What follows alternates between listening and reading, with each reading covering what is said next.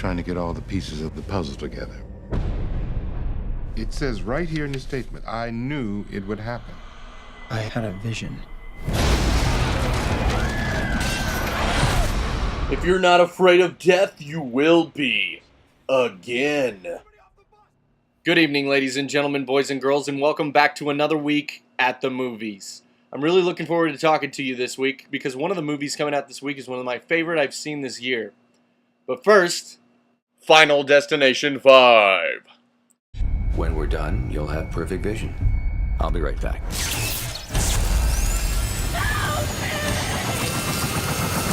No matter what you go see this weekend, you will smile and laugh. You will laugh at The Help because of its uniquely clever and likable characters. You will laugh at 30 Minutes or Less because of its clever one-liners. You will smile with Glee at Glee 3D because, well, it's Glee 3D.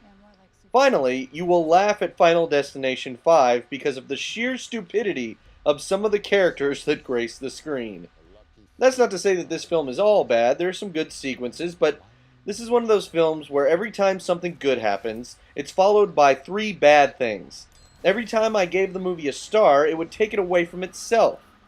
I'd like to recommend the movie for the outstanding scene on the bridge that's truly one of the best of the series, or the gymnastics death sequence, or even the clever way that the film ties itself to the first film. I almost forgave the bad after what I thought was going to be the end, but however, as soon as you think it's over on a high note, it spills a smorgasbord of random death scenes from every movie just for the sake of doing it. It reminded me of the end of Blood Rain, one of the worst films ever made. Anything that reminds you of Blood Rain is an automatic skip. 2 stars for Final Destination 5. You said to write about what disturbs me, particularly if it bothers no one else. I'd like to write something from the point of view of the Help. I was raised by a colored woman. We love them, and they love us, but they can't even use the toilets in our houses. I saw The Help several months ago and loved it. I thought it was one of the only films I had seen this year that touched on all my emotions in equal measure. I laughed until my sides hurt, I cried until I could hardly breathe, and I clapped along with the thunderous crowd several times. In a season of special effects, wizardry, monsters, and mayhem, I thought it a real treat for a mainstream motion picture. The story here is about a young reporter named Skeeter, played by the increasingly outstanding Emma Stone, who wants to write a story about life from the point of view of the black maids that take care of white children. Everything that Skeeter is has been shaped not by her mother, but by her maid. The first maid she wants to interview is Abilene, played with an Academy Award-worthy performance by Viola Davis, because she is the longest-serving maid and truly has some horrors in her past. The other maid is Minnie, who used to work for Miss Hilly Holbrook, played by Bryce Dallas Howard in her best performance ever. Minnie here is hilarious, and she is played by Octavia Spencer, who is also fabulous. Every section of this film works so well that it's almost impossible to imagine it being more entertaining. Could it have been more sentimental? Maybe. Could it have been more funny? Maybe. Could it have been a deeper and more real look at the South in this time? Perhaps. Could it have been all these things at once and been any better a film? I don't think so. And that alone should tell you enough. 4 stars for The Help. 2 guys in masks jumped me and strapped a bomb to my chest, and now I have less than 9 hours to rob a bank. You're hysterical. Great joke. What the? Keep your voice down. Is that thing real? And your first thought was to come to a school filled with young children? 30 Minutes or Less is a fun, stupid, and raunchy comedy that does not wear out its welcome. The biggest complaint I probably have with most comedies is the inability to know how much is enough. This movie clocks in at a fast-paced 83 minutes and has enough memorable one-liners to leave you quoting on the way out the door. So I'm going to see if I can make this review as short as the movie. Alright, here we go.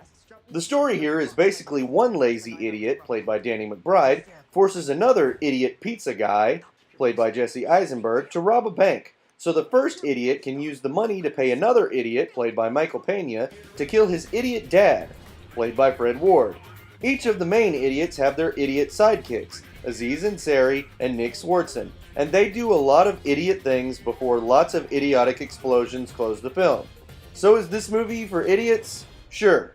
But it's a clever movie for idiots. And my favorite clever idiot movie of the year. If that makes any sense. 3 stars for 30 minutes or less. I've gotten proposed to twice. There's a food group for each one. Kurt and I mean, we run this whole shit. Last up on the show, we're getting our Glee on. Yes, I just said that. I'm a big Glee fan. If that comes as a surprise, I don't care. If you're not a Glee fan, you're probably not going to like this. If you are a Glee fan, you're going to love it. So, I recommend Glee, the 3D concert movie.